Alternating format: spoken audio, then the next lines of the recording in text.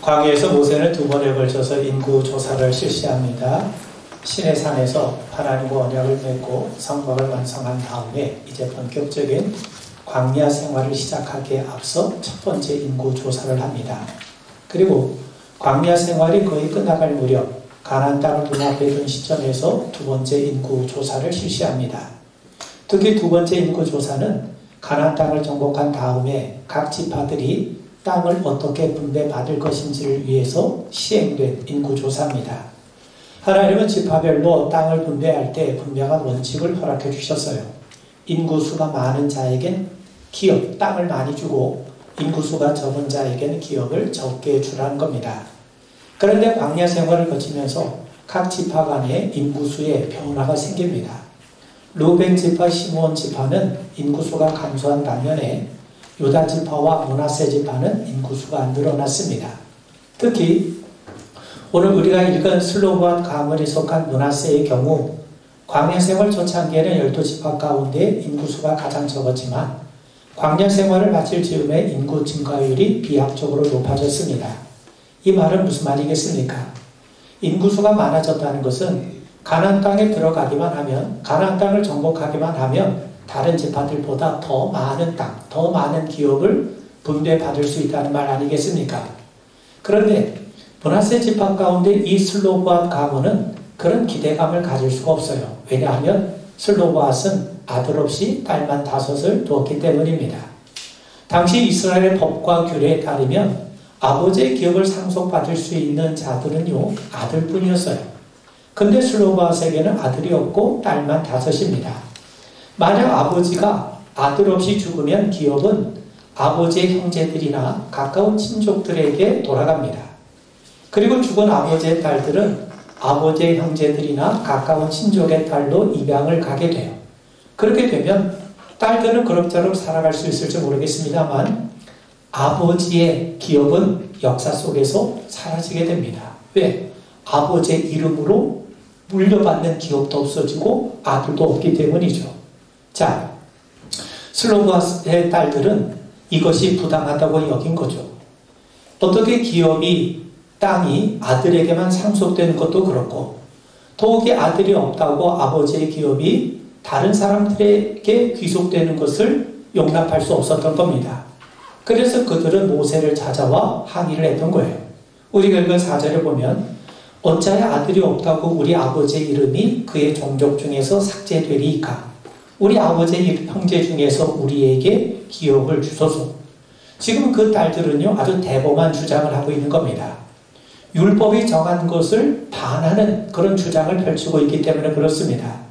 우리가 앞서 설명한 것처럼 율법에 따르면 아들만이 아버지의 기업을 물려받을 수가 있어요. 그런데 슬로브앗의 딸들은 왜 아들만 기업을 물려받아야 되느냐? 그러면서 하나님의 정하신 율법에 제동을 걸고 나서고 있기 때문에 그렇습니다. 물론 딸들도 기업을 물려받을 수 있는 주장이 요즘엔 보편적이고 상식적으로 받아들여질 수 있지만 당시 사회와 문화의 관점에서 보면 절대로 용납할 수 없는 그런 주장이에요. 아들만 상속받을 수 있다는 하나님의 법을 문제 삼고 나온 주장이기 때문에 그렇습니다. 그런데 모세가 어떻게 했습니까? 모세가 그들의 요구를 묵살했습니까? 그렇지 않아요. 오늘 5절에 보니까 모세가 그 사연을 여호와께 아뢰니라. 모세는 그 문제를 하나님 앞에 가지고 나갔습니다. 그런데 놀라운 것은 하나님께서도 그 딸들의 요구를 들어주셨다는 거예요. 7절 말씀을 보면 슬로브앗 딸들의 말이 옳으니 너는 반드시 그들의 아버지 형제 중에서 그들에게 기업을 주어 받게 하되 그들의 아버지의 기업을 그들에게 돌릴지니라. 근데 하나님은 여기서 멈춘 것이 아니라 한 걸음 더 나아가서 단지 슬로브앗 딸들에게만 예외적으로 상속을 허락하신 것이 아니라 아들이 없는 모든 가문의 딸들도 아버지의 기업을 상속받을 수 있게 하셔요. 그리고 이것을 이스라엘의 규례로 삼게 하셨다는 겁니다. 8절을 보시면 너는 이스라엘 자손에게 말하여 이르기를 사람이 죽고 아들이 없으면 그의 기업을 그의 딸들에게 돌릴 것이요. 또 11절을 보시면 나 여호와가 너 모세에게 명령한 대로 이스라엘 자손에게 판결의 규례가 되게 할지니라. 여러분, 그렇다면 왜 하나님은 율법의 내용을 바꾸면서까지 슬로바 딸들의 요구를 들어주셨는가? 자, 여러분, 그 딸들이 기업을 요구한 이유가 있어요. 그들이 그저 무턱대고 기업을 요구한 것이 아니라 왜 우리가 가나안 땅에 들어가면 땅을 찾아야 되는지 그 이유를 분명하게 요구하는데 3절에 보시면요, 우리 아버지가 광야에서 죽었으나 여호와를 거슬러 모인 고라의 물에 들지 아니하고 자기 죄로 죽었고 아들이 없나이다. 딸들은요, 자기 아버지가 이미 광야에서 죽었지만 하나님을 거슬러 모인 고라의 무리에 들지 않았다는 사실을 강조합니다. 자, 그렇다면 우리 아버지는 비록 죽었지만 고라의 무리에 찬동하지 않았다는 거예요. 고라의 무리에 속해 있지 않았다는 겁니다. 자, 그렇다면 고라의 무리가 과연 어떤 문제가 있었습니까? 자, 여러분, 고라의 무리들은 우리가 아는 것처럼 모세의 지도력을 문제 삼으며 백성을 선동했어요. 그런데 모세를 세우신 분이 누굽니까? 하나님이지 않습니까? 그렇다면 모세의 권위에 도전했다는 것은 결국 하나님의 권위에 도전한 거예요. 그렇다면 고라의 무리들이 어떻게 백성들을 선동했는가? 여러분, 민수기 16장 12절 이하를 보시면 어떤 내용이 나오냐면 우리는 올라가지 않겠노라. 우리는 가나안 땅에 올라가지 않겠다는 겁니다. 네가 우리를 젖과 꿀이 흐르는 땅에서 이끌어내어 광야에서 죽이려 함이 어찌 작은 일이기에 오히려 스스로 우리 위에 왕이 되려 하느냐. 이뿐 아니라 네가 우리를 젖과 꿀이 흐르는 땅으로 인도하여 드리지도 아니하고 밭도 포도원도 우리에게 기업으로 주지 아니하니 네가 이 사람들의 눈을 빼려느냐. 우리는 올라가지 아니하겠노라. 자, 여러분, 여기서 우리가 알게 되는 게 뭐냐면 하나님은요, 이스라엘 백성들에게 가나안 땅으로 인도하시면서 가나안 땅이 젖과 꿀이 흐르는 땅이라고 말씀하세요. 그런데 고라의 무리들은 뭐라고 주장하냐면 하나님이 우리를 젖과 꿀이 흐르는 땅에서 광야로 건져냈다는 겁니다. 그렇다면 하나님의 입장에서는요, 하나님에게는 젖과 꿀이 흐르는 땅이 가나안 땅인 반면에 고라의 무리들은 가나안 땅이 젖과 꿀이 흐르는 땅이 아니라 애굽, 우리가 노예로 있었던 애굽 땅이야말로 젖과 꿀이 흐르는 땅이라고. 그런데 왜 하나님이 우리를 광야에서 죽이느냐고. 그러면서 우리는 가나안 땅에 올라가지 아니하고 광야에서 다시 애굽 땅으로 돌아가겠다는 겁니다. 자, 여러분, 결국 한마디로 말하면 이 고라의 무리들은요, 하나님이 가나안 땅을 주시겠다고 하는 그 약속을 불신하는 거죠. 하나님의 약속을 거부하겠다는 겁니다. 하나님이 이스라엘 백성들을 가나안 땅을 주시겠다고 하시면서 그들을 인도하고 계시지 않습니까? 근데 우리는 그 하나님의 약속 믿지 못하겠다. 우리는 다시 우리가 생각하는 젖과 꿀이 흐르는 땅 애굽으로 돌아가겠다. 바로 그것이 고라의 무리들이 주장했던 겁니다. 자, 그런데 슬로바스의 딸들은 자기 아버지가 하나님을 거슬러 모인 고라의 무리에 들지 않았다는 것을 강조합니다. 여러분 생각해 보세요. 이스라엘 출애굽한 지 벌써 38년이 지났습니다. 그런데 아직 가나안 땅에 들어가지 못하고 있어요. 하나님은 분명 가나안 땅을 주시겠다고 약속하지 않으셨습니까? 그런데 그 약속을 믿고 광야 생활 38년을 하는 동안 아직 하나님의 약속이 지켜지고 있지 않아요. 광야는 먹을 것 마실 것이 부족하죠. 항상 위험에 노출되어 있지 않습니까? 여러분, 매일 뜨거운 떼약볕 아래를 걸으면서 하나님의 약속에 대한 기대는 점점 희미해져 갈 수밖에 없었을 겁니다. 여러분 생각해 보세요. 어떤 누군가가 여러분에게 만날 때마다 식사 한번 하자고 맨날 식사 한번 하자고 약속해놓고 38년 동안 한 번도 실천하지 않으면 여러분 그 사람의 말을 믿을 수 있겠습니까? 마찬가지입니다. 이스라엘 백성들 역시 아마 그런 심정이었을 겁니다. 가나안 땅에 대한 열망보다는 오히려 우리가 족으로 살다 할더라도 확실한 애국으로 돌아가고 싶은 마음이 굴뚝 같았을 거예요. 그런 백성들의 마음에 불을 지르던 자들이 누굽니까? 바로 고라의 무리들이었습니다. 바로 그러한 데 슬로바스의 딸들이 아버지의 기업을 요구하고 나선 겁니다. 아버지가 고라의 물에 들지 않았다는 거죠. 그 말은 결국 우리 아버지는 고라의 선동에 휘둘리지 아니하고 끝까지 하나님을 믿었다는 겁니다. 하나님이 우리에게 가나안 땅을 주시겠다는 그 약속을 끝까지 붙들고 살아왔다는 겁니다. 그리고 딸들인 우리 자신들도 하나님께서 반드시 가나안 땅을 주실 것을 확신하고 있다는 겁니다. 여러분, 지금 이 딸들이요, 아버지의 기업을 요구한 이 시점은요, 어느 지파도 어느 가문도 가나안 땅을 차지하지 못한 상황이에요. 아직 이스라엘 백성들이 가나안 땅에 들어간 게 아닙니다. 그리고 언제 그 땅을 정복할지 누가 장담할 수 있겠습니까? 그리고 들리는 소문에 의하면 가나안 땅에는 거인족이 살고 있다고 하지 않습니까? 그런데 그런 의미에서 딸들의 요구는 가나안 땅에 다 들어가고 난 다음에, 가나안 땅을 정복하고 난 다음에 그 요구를 해도 늦지 않아요. 자, 그런데 딸들은요, 아직 가나안 땅 정복이 이루어지지 않은 상태에서 지금 아버지의 땅, 아버지의 기업을 요구하고 있는 겁니다. 그렇다면 그들의 요구는 바로 이런 겁니다. 자, 이제 하나님께서 반드시 당신의 약속을 지키셔서 가나안 땅을 정복하게 하실 텐데, 그때 우리도 기업을 차지하게 해달라는 거예요. 그래서 우리 아버지의 기업이 가나안 땅에서 사라진 일이 없게 해달라는 겁니다. 왜 우리가 이런 걸 주장하는가? 우리 아버지는 고라의 무리의 선동에 넘어가지 않았고 끝까지 하나님이 이 땅을 주시겠다고 하는 그 약속을 붙들고 살아왔기 때문이라는 겁니다. 그러면서 여러분, 많은 사람들이 광야 생활에 지쳐서 약속의 땅에 대한 소망이 점차 희미해지고 흔들리고 다시 애굽으로 돌아가자고 바랄 때 그 딸들 역시 그들에게 뇌아부동하지 아니하고 하나님의 약속을 붙들고 있다고 하는 것을 그들은 기업을 요구하는 모습을 통해 드러내고 있는 겁니다. 그런 의미에서 그 딸들이 기업을 주장한 것은 땅에 대한 것이 아니라 우리는 하나님과 하나님이 우리에게 주신 약속을 끝까지 붙들고 있다고 하는 자신들의 믿음을 증거하고 선포하는 행위가 되는 겁니다. 자, 여러분, 딸들의 요구는 단순히 땅에 대한 욕심이 아니에요. 겉으로 보면 땅에 대한 욕심인 것처럼 보이죠. 근데 만약 땅에 대한 욕심에서 나온 것이라면 하나님께서 그들의 요구를 들어주실 수 있겠습니까? 들어주실 리 만무하였을 겁니다. 그들의 요구는 하나님 약속에 대한 믿음을 드러내는 거예요. 하나님의 약속을 믿지 못하면, 하나님이 가나안 땅을 우리에게 주신다는 그 믿음이 없다면 감히 그런 요구할 수 있습니까? 할 수가 없죠. 많은 사람들이 고라의 무리처럼 하나님의 약속을 믿지 못하고 우리 애굽으로 다시 돌아가자 이렇게 사람들을 독려하고 나설 때 그 딸들은 아니다. 우리는 하나님이 약속하신 것을 믿는다.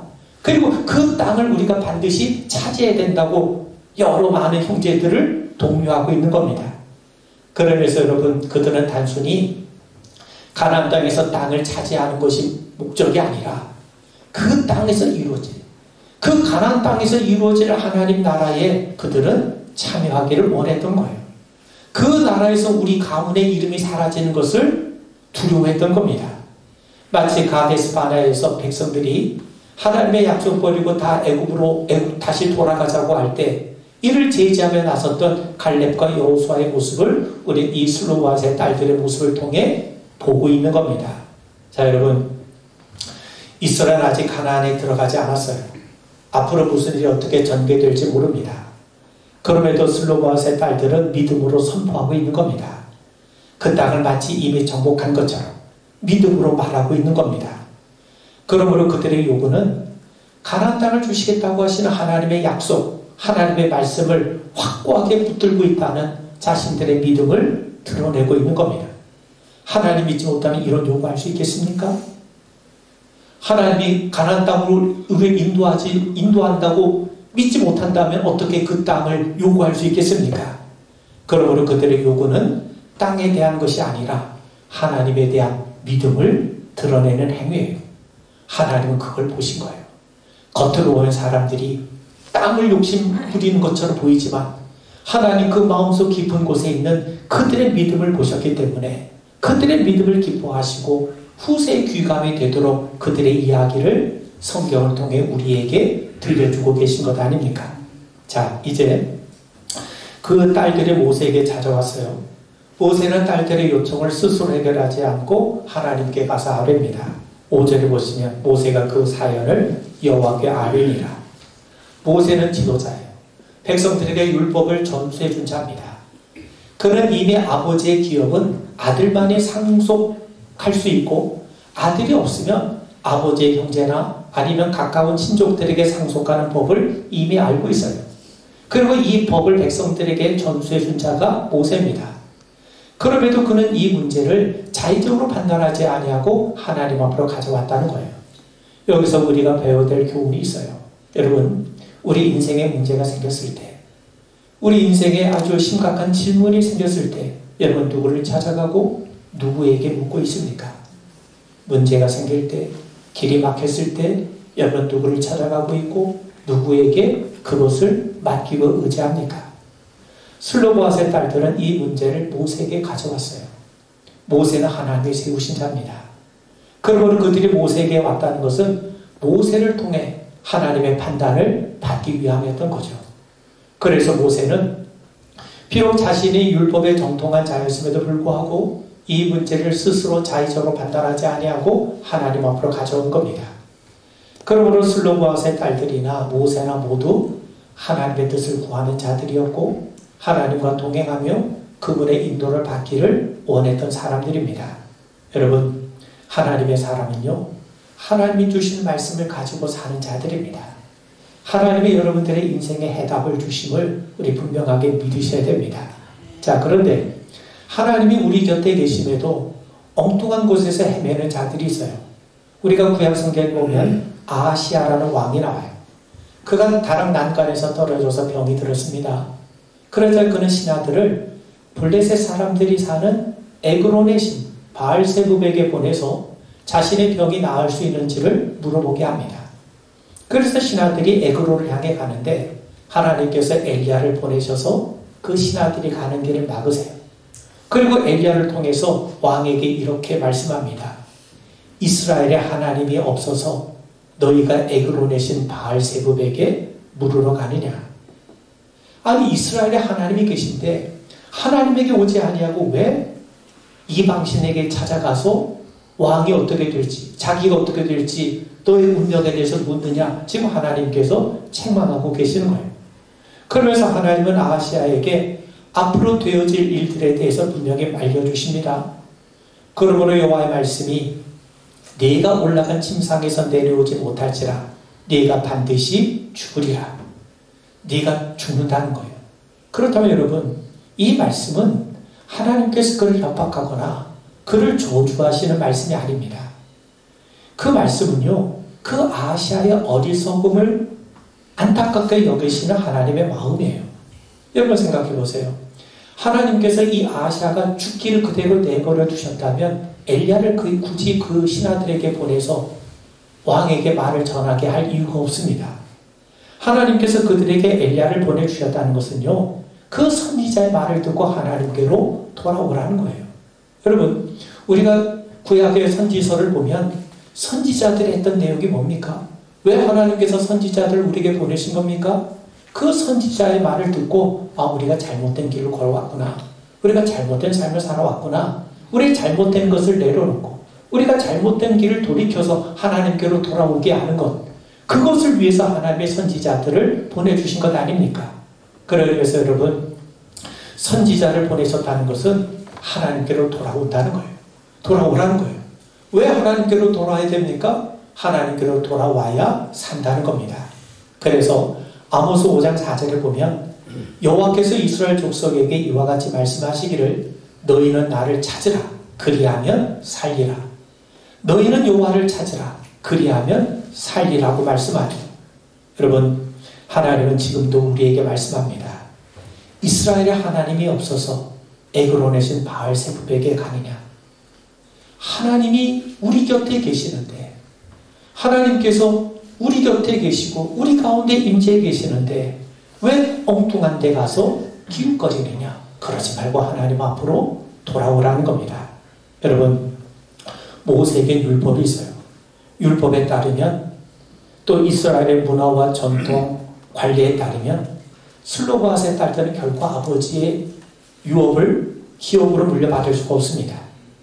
그리고 모세는 율법의 권위자이기 때문에 그 율법을 근거로 해서 단호하게 그들의 척을 거절할 수 있어요. 그러면 어떻게 됩니까? 슬로보아스의 딸들은 기업을 얻지 못할 뿐만 아니라 슬로보아스라고 하는 그 가문이 역사 속에서 사라지게 됩니다. 뿐만 아니라 그와 비슷한 처지에 있는 다른 가문들도 역사 속에서 사라질 수밖에 없죠. 그래서 모세는 하나님 앞에 나아갔던 겁니다.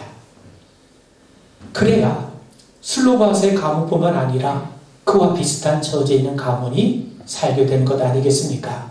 여러분, 우리가 인생을 살아가다 보면 우리의 생각, 우리의 판단, 우리의 지식, 우리의 능력을 뛰어넘는 일들을 마주할 때가 얼마나 많이 있습니까? 여러분, 그럴 때마다 엉뚱한 데 가서 묻지 마시고 하나님 앞에 아뢰십시오.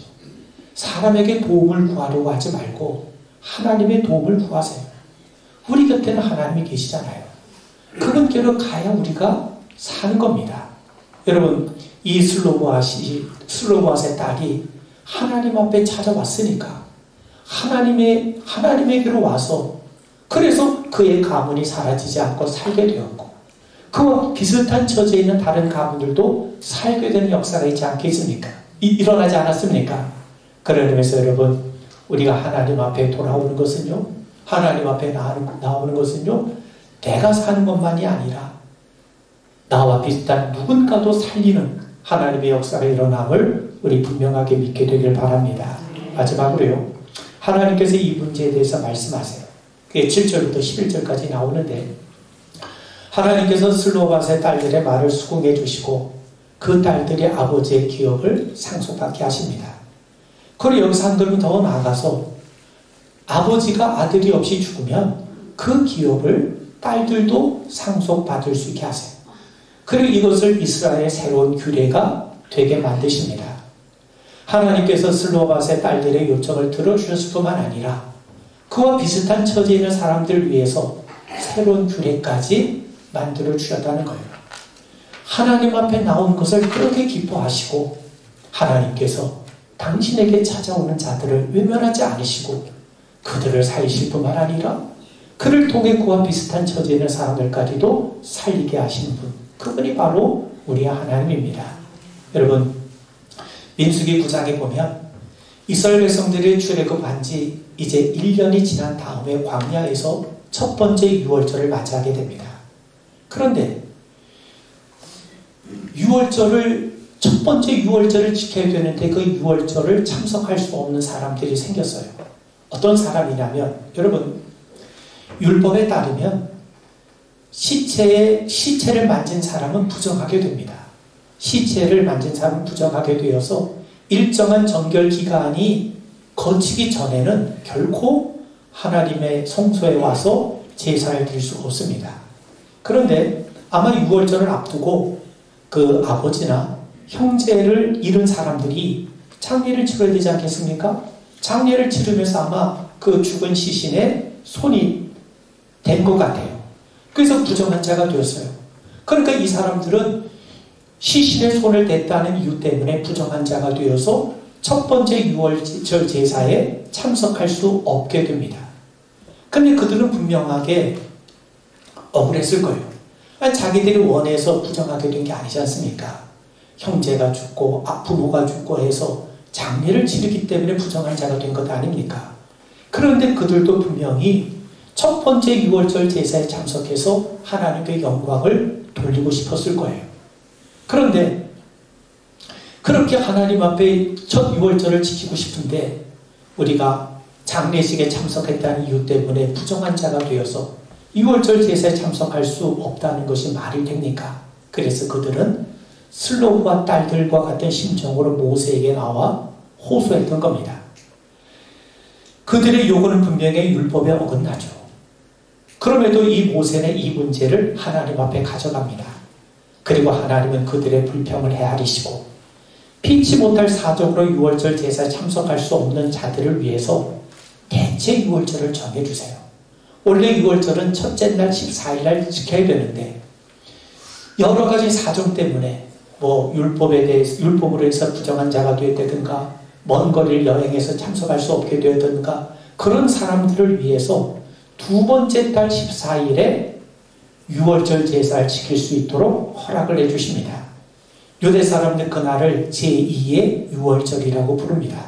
그렇다면 여러분, 왜 하나님께서 율법을 어기시면서까지 두 번째 유월절을 허락하셔서 그들로 하여금 하나님 앞에 유월절 제사를 지키게 하셨는가?